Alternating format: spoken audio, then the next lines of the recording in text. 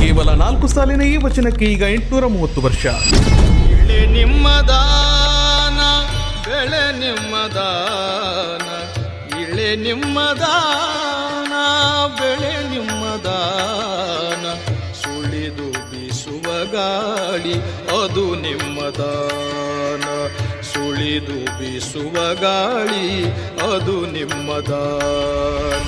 ಜೇಡರ ದಾಸಿಮಯ್ಯ 830 ವರ್ಷಗಳ ಹಿಂದೆ ಬರೆದ ಈ ವಚನ ಅಂದಿನ ಕನ್ನಡಿಗರು ಮತ್ತು ಇಂದಿನ ಕನ್ನಡಿಗರು ಕೂಡ ಸುಲಭವಾಗಿ ಅರ್ಥ ಮಾಡಿಕೊಳ್ಳಬಲ್ಲರು. ಅಷ್ಟೊಂದು ಶುದ್ಧತೆ ನಮ್ಮ ನುಡಿಯಲ್ಲಿ ಇವತ್ತು ಕೂಡ ಉಳ್ಕೊಂಡು ಬಂದಿದೆ. ಇನ್ನೊಂದು ವಿಶೇಷತೆ ಏನು ಅಂದ್ರೆ, ಈ 4 ಸಾಲಿನ ವಚನವನ್ನೇ ಬಳಸಿ ಪಂಡಿತ್ ಎಂ ವೆಂಕಟೇಶ್ ಕುಮಾರ್ ಅವರು ಹತ್ತತ್ರ 7 ನಿಮಿಷದ ಒಂದು ಹಾಡನ್ನೇ ಹಾಡಿದ್ದಾರೆ. ಇಡೀ ಹಾಡಿನ ತುಂಬಾ ಕೇವಲ ಈ 4 ಸಾಲು ಮಾತ್ರ ಇದೆ. ಯಾದಗಿರಿ ಜಿಲ್ಲೆಯ ಸುರಪುರ ತಾಲೂಕಿನ ಮುದನೂರು ಗ್ರಾಮದವರಾದ ಜೇಡರ ದಾಸಿಮಯ್ಯ ಅವರು ಕೆಲವು ಇತಿಹಾಸಕಾರರ ಪ್ರಕಾರ ವಚನಗಳ ಬರೆದ ಮೊದಲಿಗರು. ಜೇಡರ ದಾಸಿಮಯ್ಯ ಅವರು ಅವರ ಹೆಂಡತಿಯ ಸ್ವಭಾವದ ಕುರಿತು ಕೂಡ ಹೊಗಳಿ ಬರೆದಿದ್ದಾರೆ. ಅದನ್ನ ನೀವು ಇಲ್ಲಿ ನೋಡಬಹುದು. ಜೇಡರ ದಾಸಿಮಯ್ಯ ಅವರ ವಚನ ಮತ್ತವರ ಕನ್ನಡ, ಕರ್ನಾಟಕದ ಇತಿಹಾಸ ಮತ್ತು ನಮ್ಮ ಭಾಷೆಯ ಇತಿಹಾಸ ಇರುವವರೆಗೂ ಸದಾ ಹಸಿರಾಗಿರುತ್ತೆ. ನಮ್ಮ ನುಡಿಯ ಶುದ್ಧತೆಯನ್ನ ಅದೇ ತರದಲ್ಲಿ ಕೊಡುಗೆಯಾಗಿ ಕೊಟ್ಟ ಜೇಡರ ದಾಸಿಮಯ್ಯ ಅವರಿಗೆ ಶರಣು ಶರಣಾರ್ಥಿ.